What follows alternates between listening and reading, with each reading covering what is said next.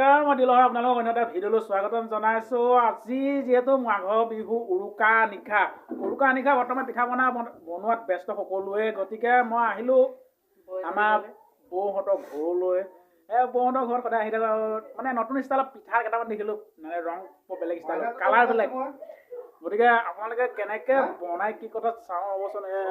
বনাই আছে আপোনালোকে দেখিছেনে? ইয়াৰ কালাৰ কেনেকুৱা দেখিছে? পিঠা কালাৰ কেনেকুৱা দেখিছে? এয়া বৌয়ে বনাই আছে। বৌয়ে পিঠা কি ষ্টাইলত বনাব? কি পিঠা বনাব এইটো কৈ দিয়ক। জেং পিঠা বনাম। জেং পিঠা কেনেকুৱা? সাংঘাতিক ষ্টাইলৰ পিঠাচোন, জেং পিঠা। ইয়াৰ কালাৰটো কিয় এনেকুৱা? আছে? কালাৰটো বনাই লৈছো নিজে। এয়া আমি জেং পিঠা বনাবলৈ আৰম্ভ কৰিছো। এই পিঠা কালাৰ আপোনালোকে দেখিছেনে? কেনেকুৱা ধৰণৰ সুন্দৰ এইবিলাক কি লাডু? এয়া তিলৰ লাডু, পিঠাগুড়ি আৰু মিঠৈ লাডু। মজা। এই কালাৰটো কিয় এনেকুৱা হৈছে? নতুন ষ্টাইল দেখিছোঁ পিঠা। কওকচোন কেনেকৈ কৰিব পৰা যায় এইটো ৰং? ক'ত শিকিলে আপুনি এইটো কওক? ইউটিউব চাই শিকিছো। এইটো চাই মানে কি এতিয়া এইটো কি জেং পিঠা হ'ব? এইটো জেং পিঠা বনাম। কালাৰিং হ'ব। গতিকে কাইলৈ খাবলৈ পাম আৰু। আজি যিহেতু উৰুকা, গতিকে সকলোৱে আছে, আমাৰ দাদাও আছে। কালাৰটো কিন্তু ভাল লাগিছে, বিশেষভাৱে ওচৰৰ পৰা অলপ দেখাই দিছোঁ। পিঠা খাব লাগে আৰু। জেং পিঠা এয়া আপোনাৰ পিঠাগুড়ি গুলি লৈছে। কি ষ্টাইলত বনাই, মানে কালাৰটো কেনেকৈ হৈছে কৈ দিয়কচোন অকণমান, আমাৰ ৰাইজে বনাব পাৰিব। পিঠাগুড়ি খুন্দি থাকোঁতে বিট এটা দি দিব টুকুৰাকে সকলোৱে, তেতিয়া এনেকুৱা কালাৰ পাই যাব। কিমান পৰিমাণৰ পিঠাগুড়িত কিমান দিব লাগে বিট? পৰিমাণ বুলি নহয়, মানে খুন্দি থকা অৱস্থাতে কালাৰটো দি থাকিলে গম পাব আৰু। যেতিয়া কালাৰটো আহি যাব ৰখাই দিলে হ'ল। এতিয়া আপোনালোকে গম পালেনে ৰাইজ? এই আপোনালোকে পিঠাগুড়ি যেতিয়া খুন্দিব তেতিয়া এই বিট এটা দি দিলেই হ'ল। তাত এই পিঠাগুড়িৰ লগত মানে বিট এটা দি পেলাই খুন্দিলে এই কালাৰটো ধুনীয়া কফি কালাৰ আহি গৈছে। আপোনাৰ বিট ৰঙৰ ৰঙা কফি কালাৰ হৈ গৈছে। এনেধৰণে আপোনালোকে বনাব পাৰিব বুলি বৌয়ে কৈছে। এতিয়া আপোনালোকে দেখিছে জেং পিঠা হ'ব বুলি কৈছে। জেং পিঠা আমাৰ বৌহঁতৰ ঘৰলৈ আহিছোঁ, বৌহঁতে বনাব।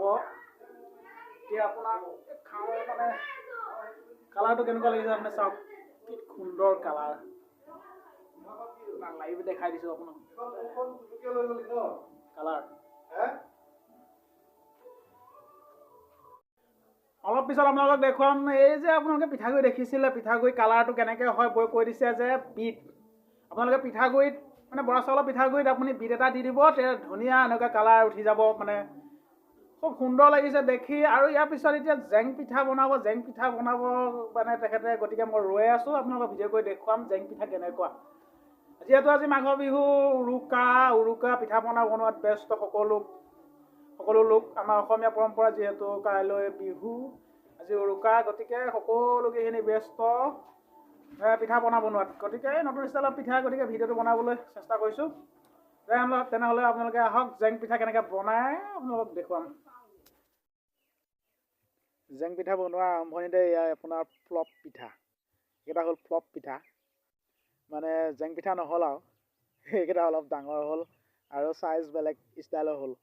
জেং পিঠা নহ'ল, তথাপিতো আপোনালোকক দেখুৱাইছোঁ। এই প্ৰথম আৰম্ভণি বোলে বৌয়ে প্ৰথম আৰম্ভণি কৰিছে, শিকিছেহে জেং পিঠা বনাবৰ কাৰণে। গতিকে এই এতিয়া অলপ ভাল আহিছে, এইয়া ভাল, এতিয়াহে আচল জেং পিঠাটো হৈছে। এইয়া জেং পিঠা আপোনালোকে দেখিছে কেনেধৰণে বনাই, আপোনালোকে চাওক। এতিয়া এয়া বনি আছে আপোনাৰ জেং পিঠা। এয়া বটল ইউজ কৰিছে, দেখিছে? বটল এটা মানে আপোনাৰ ধুনীয়াকৈ চাফা চুফ কৰি লৈ পেলাই, প্লাষ্টিকৰ বটল, তাৰ ভিতৰত পিঠাগুড়িখিনি সুমুৱাই লৈছে।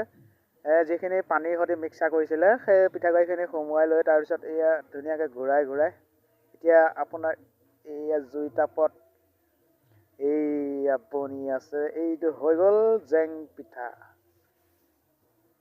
জেং পিঠা এটা বিশেষ কথা হ'ল, মানে বৌৰ পৰা গম পালোঁ যে এই পিঠাটো থৈ দিব পৰা যায়, পিছত তেলত আকৌ ফ্ৰাই কৰি মানে ভাজি পেলাই খাব পাৰে। বহুত দিনলৈকে থ'ব পাৰি জেং পিঠা। এতিয়া বৰ্তমান বনাই পেলাই তেখেতলোকে থ'ব, যেতিয়া খাবৰ মন হ'ব বা কোনোবা আলহী আহিব তেতিয়া মানে ধুনীয়াকৈ তেলত মানে ভাজিব, আৰু এবাৰ ভাজিব, তেতিয়া খাবলৈ হ'ব বুলি কৈছে। এয়া আপোনালোকে দেখিছে জেং পিঠা কেনেদৰে বনাব পৰা যায়, আপোনালোকে চাই লওক। পিঠাগুড়িৰ লগত এয়া পানী মিক্স কৰি ধুনীয়া ৰং দি দিছে। আৰু ৰং কেনেধৰণে ব্যৱহাৰ কৰিছে আপোনালোকক মই কৈছোঁৱে আগতে। এই আপোনাৰ জেং পিঠা বনি আছে। আৰু এই বটল এটা প্লাষ্টিকৰ বটল লৈ লৈছে। বটল এটা হ'লে হৈ গ'ল। এই বটলটোৰ ভিতৰত পিঠাগুড়ি মিক্স পানী সুমুৱাই পেলাই আপোনাৰ এয়া জেং পিঠা বনাই আছে। সুন্দৰ সুন্দৰ জেং পিঠা আপোনালোকে দেখিবলৈ পাইছে। এয়া বোলে জেং পিঠা। মই অৱশ্যে নাজানো আপোনালোকৰ ফালে কি কয় নাজানো আৰু আপোনালোকে কমেণ্ট কৰিব কি পিঠা বুলি কয় এইটো। পাপৰ পিঠা বুলি কয় নে জেং পিঠাই বুলি কয়।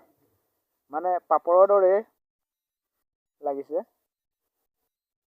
আৰু এয়া কেইবাটাও জেং পিঠা বৰ্তমান প্ৰস্তুত হৈ গৈছে। এয়া আপোনালোকক দেখুৱাইছোঁ। এয়া সুন্দৰ সুন্দৰ জেং পিঠা।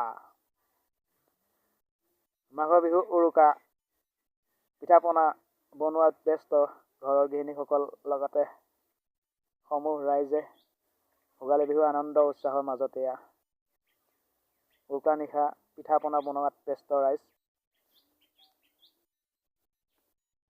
এয়া হ'ল জেং পিঠা। আপোনালোকেও বনাই চাব। আপোনালোকে দেখিছেই কেনেধৰণে পিঠা প্ৰস্তুত কৰিছে জেং পিঠাটো।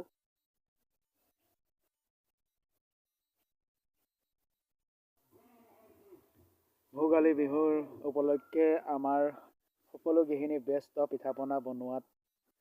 ময়ো সেইকাৰণে আজি ভোগালী বিহুৰ উৰুকা সন্ধিয়া এই বৌহঁতৰ ঘৰলৈ আহি ভিডিঅ'টো প্ৰস্তুত কৰিলোঁ। যিহেতু জেং পিঠা মই দেখা নাই কেনেকৈ বনায় আৰু আপোনালোককো এই দেখুৱাবলৈ চেষ্টা কৰিলোঁ। এয়া জেং পিঠা প্ৰস্তুত হৈ গ'ল। বহুকেইটা জেং পিঠা হৈ গ'ল। ভিডিঅ'টো যদি আপোনালোকে ভাল পাইছে তেনেহ'লে কমেণ্ট কৰিব, লাইক কৰিব, ছাবস্ক্ৰাইব কৰিব। গতিকে আজি ভিডিঅ' ইমানেই। পৰৱৰ্তী সময়ত অন্য এটা ভিডিঅ'ত লগ পাম। ধন্যবাদ।